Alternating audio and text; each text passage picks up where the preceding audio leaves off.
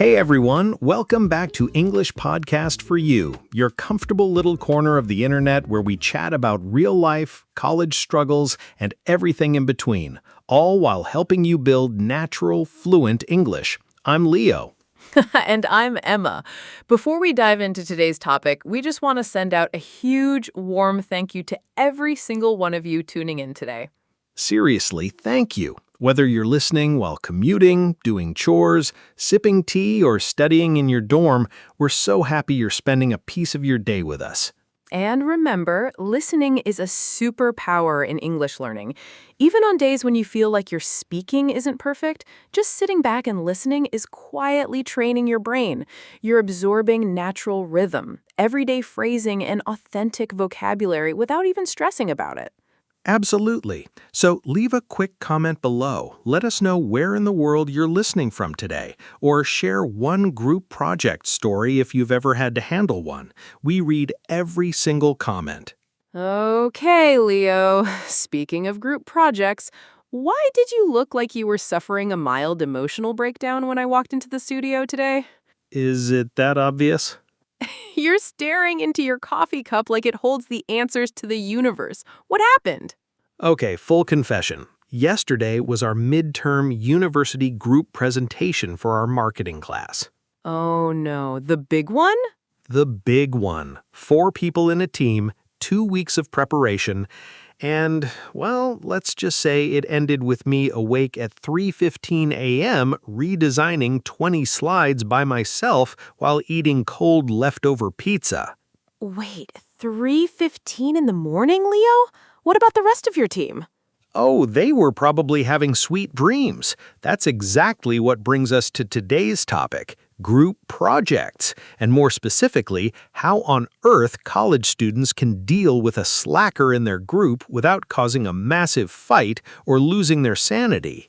Oh man, the ultimate student nightmare, group project, group pressure. It's that painful moment when you realize not everyone in the room has the same standards or the same motivation as you. Exactly. And you know what the worst part is, Emma? In the beginning, everybody sounds so enthusiastic. Right? On day one, in the first group chat message, everyone is like, "Hey guys, so excited to work together. Let's get an A+." Yes, lots of emojis, big promises, high energy, and then crickets, complete silence for 10 days. It's a classic story. You always have different types in a college group. You have the overachiever who wants to do everything, you have the quiet person who just nods, and then you have the slacker. Let's pause on that word for our English learners for a second. A slacker is an informal word for someone who avoids work or effort, someone who just sits back and lets everyone else do the heavy lifting. Right. And in college, being stuck with a slacker creates this intense internal tension. Because on one hand, you don't want to be mean or bossy. You want to be polite and liked by your peers. Exactly. You don't want to start drama in class. But on the other hand, your grade is on the line. If they drop the ball, your GPA drops too. Did you actually have someone completely vanish in your project this week? Well, Marcus. Oh, Marcus? But Marcus seems so nice. Oh, he's lovely. Great guy to grab coffee with. But when it comes to schoolwork, he is the definition of someone who refuses to step up. Ah, step up. Another great phrase. To step up means to take responsibility or take action when action is needed. Exactly. We assigned him the market research section. 3 days before the deadline, I asked in the group chat, "Hey Marcus, how's the research coming along?" And he replied, "All good, bro. Working on it tonight." And was he working on it tonight? Reader, he was not. Midnight rolls around, nothing. Next morning, nothing. Finally, 12 hours before the submission, he sends 2 bullet points that looked like he typed them on his phone while waiting in line at a fast food drive-thru. Ugh, that hurts. That is so stressful. And that feeling right there is where the emotional trap happens, isn't it? Because instead of confronting him, what did you do? I stayed up all night and did it myself. See, that is what 90% of college students do. We suffer in silence because we think it's easier and faster if I just do it myself rather than argue with them. But is it really easier? Because while I was fixing those slides at 3 a.m., I wasn't just tired, I was resentful.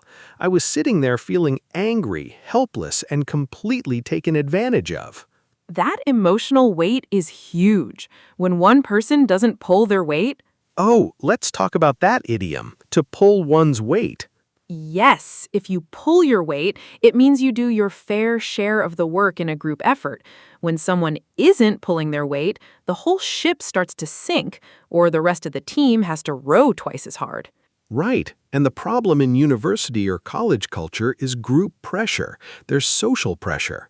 If you go report them to the professor right away, people might call you a snitch or dramatic. But if you say nothing, you end up doing double work for the same grade. It's a psychological chess game. You're trying to balance being a nice human being with surviving your degree. Exactly. So after my midnight mental crisis last night, I thought there has to be a better, more polite yet firm way for students to handle this. We shouldn't have to choose between being a doormat or being aggressive. I love this. Okay, let's break this down. How do you deal with a lazy group member politely without losing your cool? Well, step number one, and I learned this the hard way, starts on day one. You have to learn how to delegate properly from the very beginning. Delegate. Let's highlight that target word. To delegate means to divide work and assign specific tasks to specific people. Exactly. Don't just sit in a circle and say, okay, let's all work on this paper together. That is a recipe for disaster, because when everyone is responsible, no one is responsible. That is so true. If a task is vague, like look up some articles, a slacker will assume someone else is doing it. But if you say, Emma, can you summarize 3 articles about market trends by Thursday at 5 p.m., now there's nowhere to hide. Exactly. Clear ownership, clear deadline.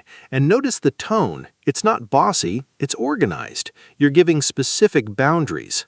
But okay, Leo, what happens when you did delegate clearly? You set a deadline, and Thursday at 5 p.m. arrives, and the slacker still delivers nothing. What's the polite way to nudge them without sounding mean?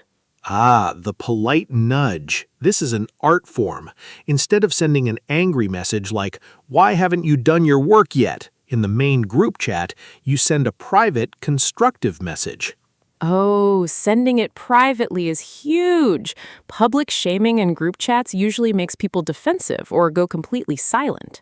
100%. A private message removes the ego conflict. You can say something like, "Hey Marcus, hope your week is going well. I'm putting together our draft tonight. How's your section coming along? Let me know if you're running into any roadblocks or if you need help with anything." Ooh, I love that. Look at what you did there. You assumed good intent, you offered support, but you also set a clear expectation that the work is expected now. Exactly. It shows you want to collaborate, not control. Let's touch on that word, collaborate. To collaborate means to work jointly with others towards a shared goal. True collaboration isn't just splitting a page in half, it's communicating openly when you're struggling. Right, because sometimes, to be fair, a slacker isn't just lazy. Sometimes they are genuinely overwhelmed, confused by the prompt, or going through a tough personal situation in life. That's a really empathetic point, Leo. Sometimes people pull back because they feel incompetent or embarrassed to ask for help. Exactly. Giving them a polite, supportive exit door like, "Let me know if you're stuck," allows them to save face and ask for help before it turns into a 3 a.m. emergency for you. But what if they ignore your polite message too? What if 24 hours go by, the deadline is tomorrow, and they still haven't responded or contributed? Then the gloves come off. Politely, of course. Polite directness. How does that look? That's when you establish firm boundaries as a team. You send a direct follow-up, Hey Marcus, we're finalizing the project today so we can review it before submitting. If you can't get your part in by 6 p.m., the rest of us will cover it so we don't miss the deadline, but we'll need to let Professor Davis know how the work was split. Wow, that is powerful because it's not emotional. You're not calling names or getting angry. You're simply stating facts and consequences. Exactly. You're protecting your grade while giving them one final clear chance to step up. Man, this conversation makes me realize how much group projects aren't just about academic topics. They're really about human psychology and boundaries. Truly, group projects are basically trial runs for working in real companies later in life. You will deal with slackers in corporate jobs too, trust me. So, to wrap up those core steps, it really comes down to clear ownership, polite check-ins, genuine support, and firm boundaries. But there's still one massive question we haven't answered yet. Oh, what's that? What happens when you do have to involve the professor? How do you talk to an instructor without feeling like a child telling on a classmate? And how do you deal with the social awkwardness in class the next day? Ooh, that is the trickiest part of all, because talking to a professor feels like escalating to nuclear war in college terms. It really does. You don't want to walk into office hours sounding like you're whining, but you also need academic justice. Right, and there's a specific formula for talking to a professor. You don't go in saying, Marcus is super lazy and ruined my week. You go in with documentation and professional language. Documented evidence, like screenshots of unanswered messages or the shared Google Doc version history? Exactly. The version history on Google Docs is a student's best friend. It literally records who typed what and when. You can simply show the professor, here is how the work was distributed, and here is what was completed. That takes all the personal drama out of it. It's purely factual. Exactly. You framing it as, Professor, we tried to manage this internally and support our team member, but we want to make sure our individual grades reflect our individual contributions.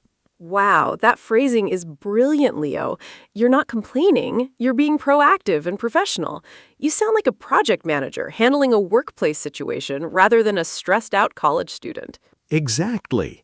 And professors actually appreciate that approach so much more.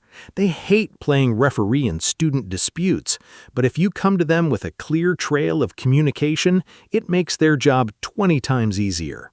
Right. They can just look at the doc, see who actually did the work, and grade accordingly. But okay, let's talk about the elephant in the room. What about the next day in class? Oh, the post-confrontation hallway walk. Yes, you walk into the lecture hall and the person you just reported or confronted is sitting in the third row staring right at you. How do you handle that awkward group pressure without losing your composure? Honestly, you just stay polite and calm. You don't need to act angry, and you definitely don't need to gloat or act smug. A simple polite nod and a, hey Marcus, goes a long way. That takes a lot of maturity, but you're so right. If you stay calm, it proves that your actions weren't personal. They were just about the work. Exactly. You're showing that you respect them as a person, even if you had to enforce a boundary regarding the project. That's such an important distinction. It's about separating the person from the action. Someone might be a terrible group member on a marketing paper, but that doesn't mean they're a bad human being overall. Right. Maybe they were dealing with family issues, working 2 part-time jobs, or just completely lost in the subject material. Which brings us back to why asking early matters so much. If only people would just speak up when they're struggling instead of ghosting the group chat.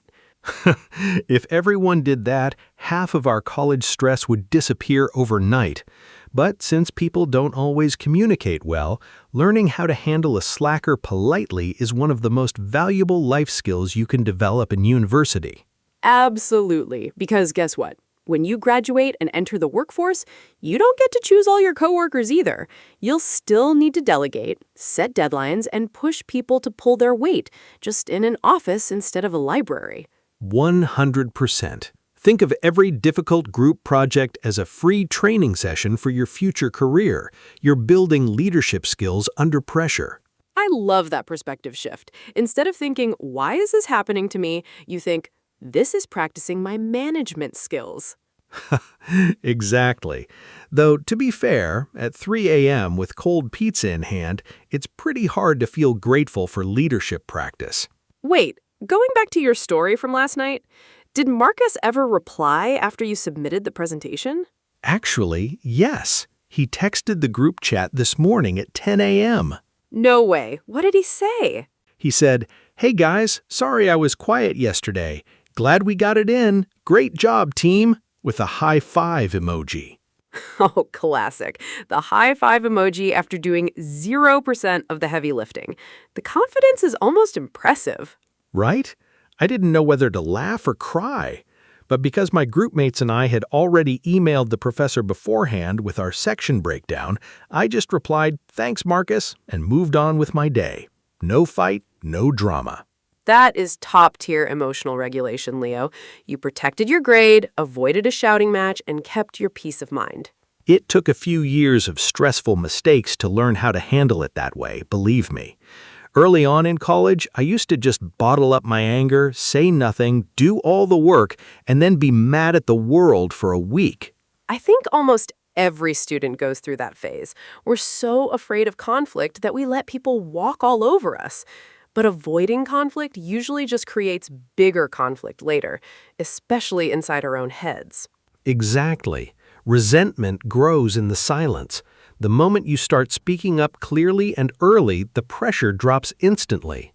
So for all our English learners listening right now, if you're currently in a group project that feels overwhelming, take a deep breath. You've got options.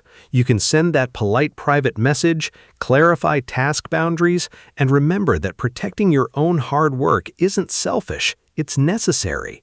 And speaking of target phrases, let's look at how all 5 of our main words connect in this whole process. Ooh, good idea. Let's do a quick recap of how they fit into a real group project timeline.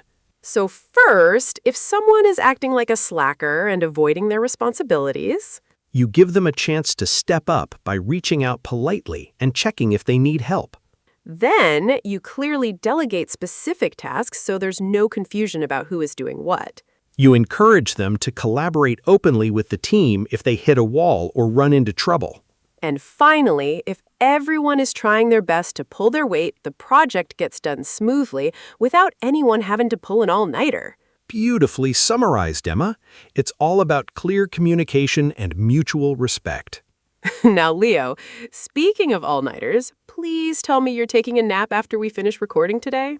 Oh, absolutely. As soon as we wrap up, I am heading straight home, turning off my phone notifications, and sleeping for 8 hours straight. You've earned it. But before you go pass out on the couch, what about when students face another type of group pressure? What type is that? The over-controlling team leader, the opposite of a slacker, the person who wants to do everything their way and won't let anyone else contribute ideas. Oh, wow, you just brought up a whole different level of group project trauma. The perfectionist control freak. Exactly. Because while a slacker gives you 0 input, the over-controlling leader gives you way too much input and 0 freedom. Right. They're the type who rewrites your entire section 5 minutes after you upload it because you used bullet points instead of numbered lists, or because your slides weren't the exact shade of blue they wanted. Ugh, it's so frustrating. It makes you feel like your effort doesn't even matter. You try to step up and contribute, but every time you offer an idea, they shoot it down instantly with, "No, that's not how we're doing it." And that creates a totally different kind of emotional pressure, doesn't it? With a slacker, you feel overworked and resentful, but with a micromanaging team leader, you feel useless and shut out. Yes, you start thinking, why am I even sitting in these meetings if you're just going to dictate every single sentence? I have to admit something, Emma. In my freshman year, I think I was actually that guy once. Shut up. You? Leo, Mr. Let's work together and grab coffee? You were a micromanaging control freak? I was. I was so terrified of getting a bad grade that I tried to control every single pixel of our presentation. I didn't trust anyone else to do it right. No way. How did your group mates handle you? Did someone call you out? Actually, yes, my groupmate Sarah pulled me aside after a meeting. She didn't yell at me, but she was very direct. She said, "Leo, I know you want an A, and so do I, but when you change my work without telling me, it feels like you don't trust me to do my job." Oof, that is such a clean, powerful call out. How did you react in the moment? Well, at first, my pride was a little hurt. I was like, I'm just trying to help. But when I went home and thought about it, I realized she was completely right. My need for control was suffocating the team's ability to collaborate. That takes a lot of self-awareness to accept, though. So how can a student deal with a leader like that if they don't take feedback as well as you did? The key with a controlling leader is to focus on agreed-upon standards early on. Instead of arguing about personal taste during the project, you establish a clear rubric or outline together right at the beginning. Ah, so you tie decisions back to the official assignment guidelines rather than personal opinions. Exactly. If the leader tries to reject your idea, you can say, according to the rubric, the professor specifically asked for 3 real-world examples here. My section covers that requirement, so let's keep it in to make sure we hit the grading criteria. That's brilliant. It shifts the dynamic from my opinion versus your opinion to what does the assignment actually ask us to do? Right. And another tactic is asking for explicit ownership of a specific subtask. You can say, hey, I'd really love to take full responsibility for designing the conclusion section. Let me draft it out first, and then we can review it together as a group. Ooh, I like that phrasing. You're acknowledging their desire to review the work, but you're creating a boundary where you get to do the actual creation without someone hovering over your shoulder. Exactly. You give them a sense of security while protecting your own creative space and contribution. It really shows how balance is everything in group dynamics. On one end of the spectrum, you have people who refuse to pull their weight, and on the other end, you have people who want to carry the entire weight alone and crush everyone else in the process. Right. Neither extreme is healthy. A truly successful group project is where everyone feels heard, tasks are clearly delegated, and everyone takes pride in their part of the final result. And honestly, learning how to speak up against a controlling leader or nudge a silent slacker, those aren't just skills for getting through university. Those are core communication skills for life. 100%. Whether you're managing a team at a tech company, working in a hospital, or organizing an event with friends, group pressure and personality clashes will always be there. Exactly. The goal isn't to avoid group projects, it's to become the kind of person who knows how to navigate them with confidence, tact, and kindness. I couldn't have said it better myself. Confidence, tact, and kindness. That really is the winning formula. Although, let's be honest, maintaining that kindness at 2 a.m. when someone sends you a blank Word document is still an Olympic-level challenge. Oh, absolutely. A true test of character. But you know what else helps a lot in these situations? Language. Having the exact English phrases ready so you don't sound aggressive when you're already stressed. That is such a great point, because when we're anxious or angry, our English can naturally sound a bit sharper or blunter than we intend. Right. If you're stressed, you might text, "Where is your work?" which sounds like an interrogation. But if you have polite stock phrases prepared, you can send, "Hey, just checking in to see how your section is coming along," which feels completely different. Let's give our listeners a few more of those super useful diplomatic phrases for their group chats. What's another gentle way to ask someone to step up? A classic one is, "Hey, Mame, we're aiming to finish the first draft by tomorrow evening, so we have time to review. Will you be able to upload your part by then?" Ooh, nice. Notice how that phrase sets a clear time frame without accusing them of being late yet. It gives them a smooth runway to deliver. Exactly. And if you need to ask someone to fix or improve their work because it wasn't done well, you can say, "Thanks for sending this over. To make sure we hit all the criteria in the rubric, do you think we could add a bit more detail to section 2? That is so smooth. You're framing the edit around the assignment rubric, not your personal opinion.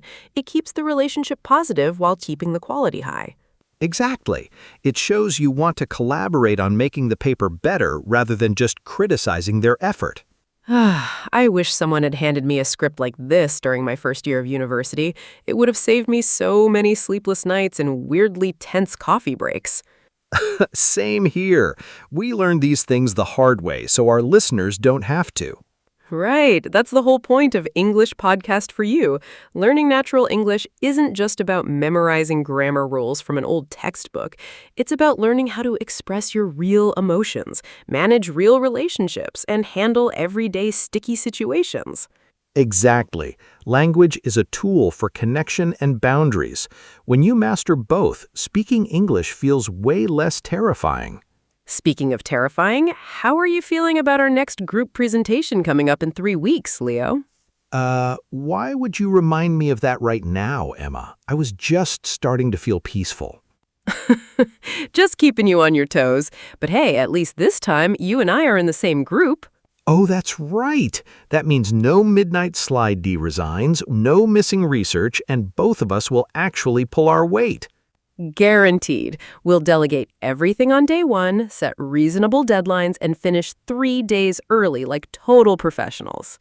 Deal. That sounds like an absolute dream scenario. All right, everyone. That brings us to the end of today's episode of English Podcast for You. We hope today's chat gave you some practical tips and a few helpful English phrases for handling group project pressure with confidence and grace.